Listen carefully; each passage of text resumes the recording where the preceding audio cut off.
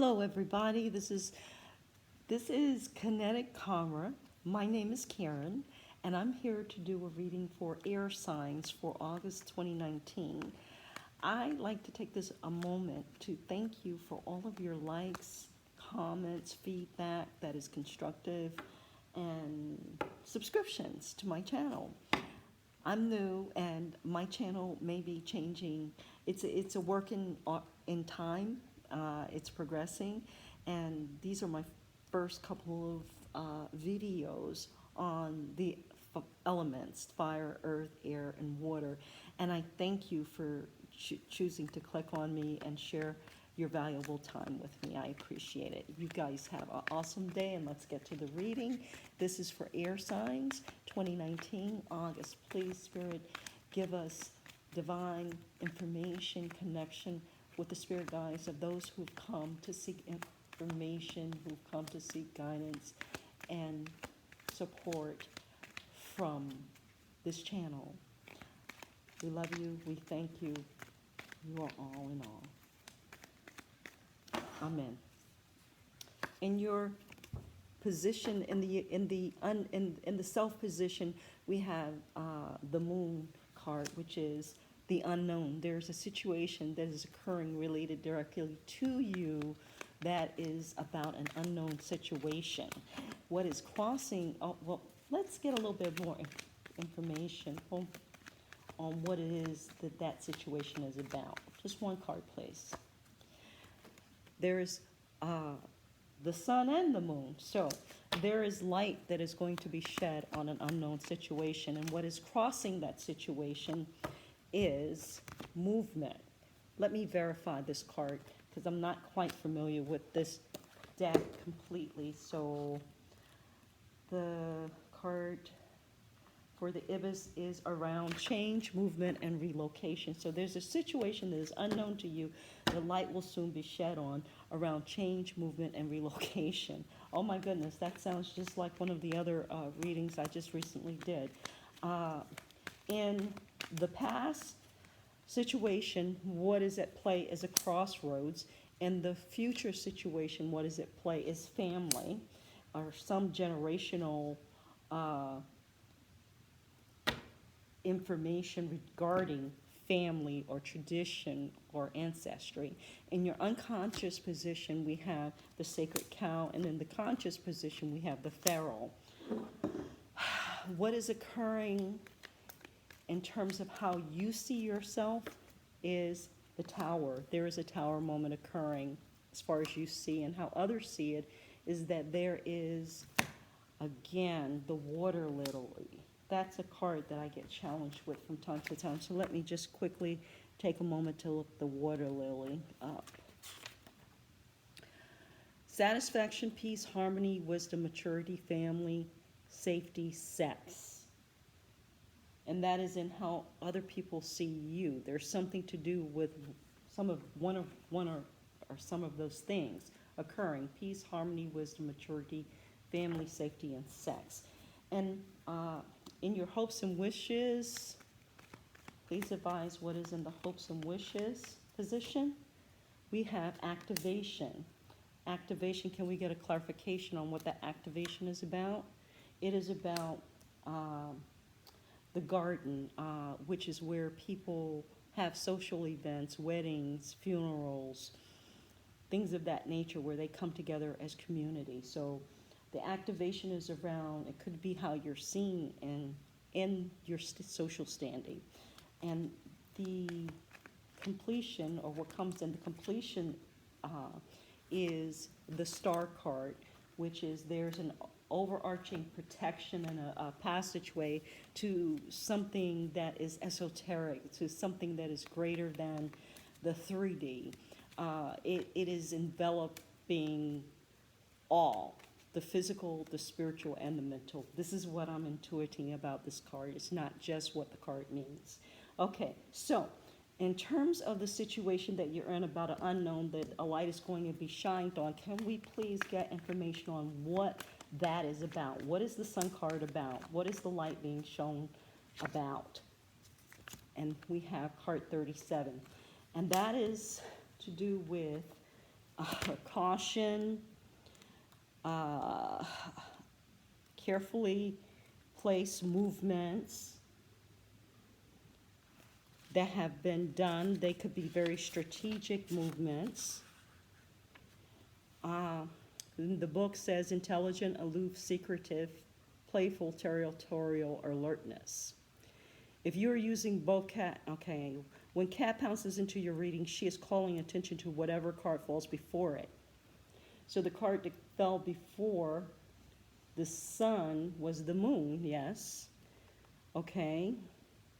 Cat is trying to emphasize for you, mainly the cat is telling you that you need to be alert to whatever is going on around you in the situation. The other cards will tell you what you should be alert for. Cats are known to be aloof, and the cat can represent a person who is aloof, emotionally distant. Cats are also intelligent, and the appearance of a cat in a reading can represent the person of a high intelligence and someone who has a firm grip on the situation. And I would suggest that that person would be the pharaoh, since you're in your position, you have the moon, which is unknown, which means you don't have a firm grip on the situation. But the cat is alerting you that there is going to be light shine, and you need to pay attention when that light is shining. When you see the red flags or when the message comes, you need to be very aware and present so that you can respond accordingly. Further clarification on what is crossing the unknown situation is movement. So can we have verification about what that movement relocation is about? It is about the opening of a way, a new way. It's about, I'm getting that the change movement is being blocked. That's why it's in the crossing position. Is the fact that it's crossing you is that something is blocking your way to change a movement. And it's around pleasure and joy and what you want. Please clarify the meaning of the number 5 card that is in the future situation. There's a key, there is God, and there is a letter. So in this situation, there is, in the future, issue is around the family, and it's around traditions. It's around divinity. It is a divine intervention, and you will be receiving a letter about that. And the letter has to do with, please for clarification on the letter. The letter is about some type of governmental agency. It's from some type of governmental agency. Oh my God, and this is another message. So there are 3 message cards here, which is very significant whenever you get cards repeating around the same type of information, that you're getting information from 3 different sources. You're getting information in the form of a letter from the government and a message coming in from a writer. All about, please verify what that is about. A child.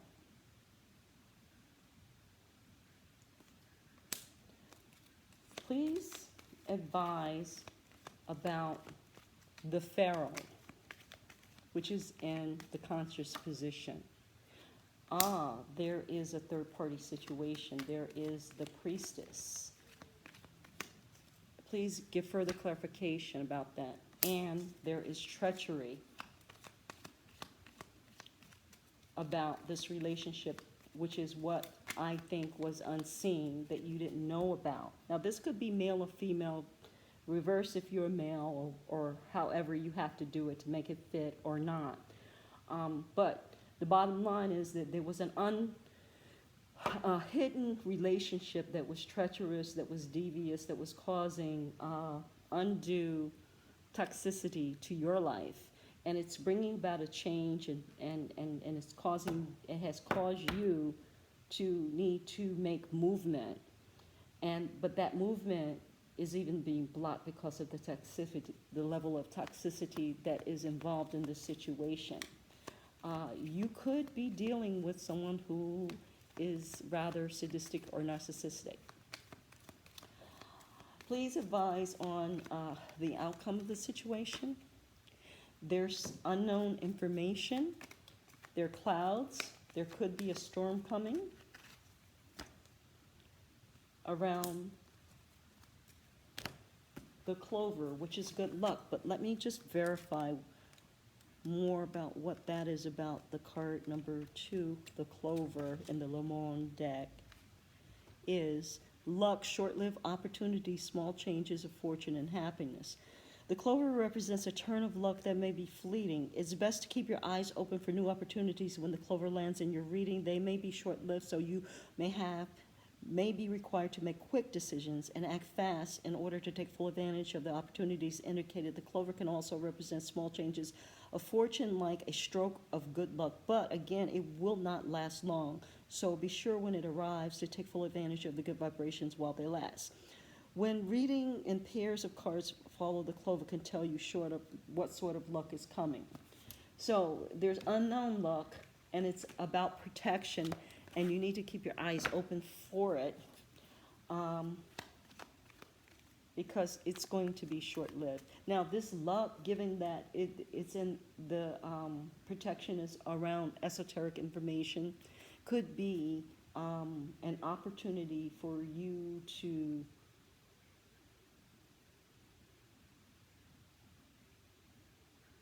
move into a more intuitive side of yourself, a more intuitive experience, to raise your vibration, to let go of the toxicity that you have been involved with by being pulled into a third-party situation without your knowing and your permission, and move on into something that is of a higher vibration, is protected and has much luck. But you would need to keep your eyes open. It could be a job offer that gives you a lot of money, something that you've dreamt of, something that may be something that you haven't, that is bigger than anything you ever thought you might achieve. Just keep your eyes open for that opportunity. And please, let's verify what's going on and how you view your self-position for the Tower. You're worried about a death of a situation and the roadblocks that it's presenting around your commitment to this pharaoh. So don't let the worry overshadow your view of everything that's going on right now and the possibility of the opportunities that are presenting themselves. It could be a trick where you're so worried and so upset about what you're discovering that you miss your good luck. Stay grounded, stay aware, keep your emotions intact. Remain on a balanced keel. If something upsets you, stay far away from it. Don't engage it. Do not fly off the handle if you can help it. It's not going to get you what you want. You have to stay sharp and ready to take advantage of what is coming in this very confusing, conflicting, chaotic situation. That is my advice. Let me clarify with the Aboriginal Dreamtime Oracle a bit more of this reading at this time.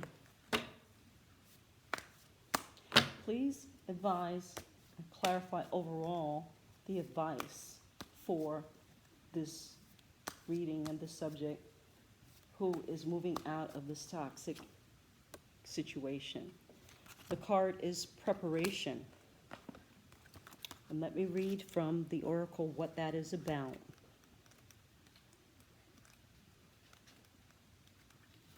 Preparation. A long time ago, a mob would travel our country in search of food and shelter for each different season. During the times, we would pass each other on our dreaming tracks and gather together to celebrate the birth of the new and the passing of the old. When our people would pass into the next world, we would take time to address our sorry business. There was no time limit to grieve, just an instructional knowing when it was time to move on. Our wise ones knew that if we ran from our grief, that it would eventually catch up to us. So we were taught to wait and respect our mourning process and celebrate life when the timing was right. We were taught to be patient during our mourning process, and that if we honored the time to undertake our sorry business, then we would not be chased by spirits along our future journeys. So the message is, sometimes we lose so much and so often there is no time to stop and grieve. Often we do not stop to think about our losses. We can become so overwhelmed with the grief associated with our own sorry business. Our wise ones tell us if we don't deal with our grief, the ghost of our past will keep following us until we set it free. When we set them free, we will also be setting ourselves free. It's hard work, but it's got to be done. My interpretation of that is that this all is happening because it's time, it's divinely right, and it's for your highest good for you to move on. You're not the same person that you were when you met this person. You have passed above that situation, and the situation is now dead, the relationship between you and that person, due to all of the toxicity and the sorrow and the loss.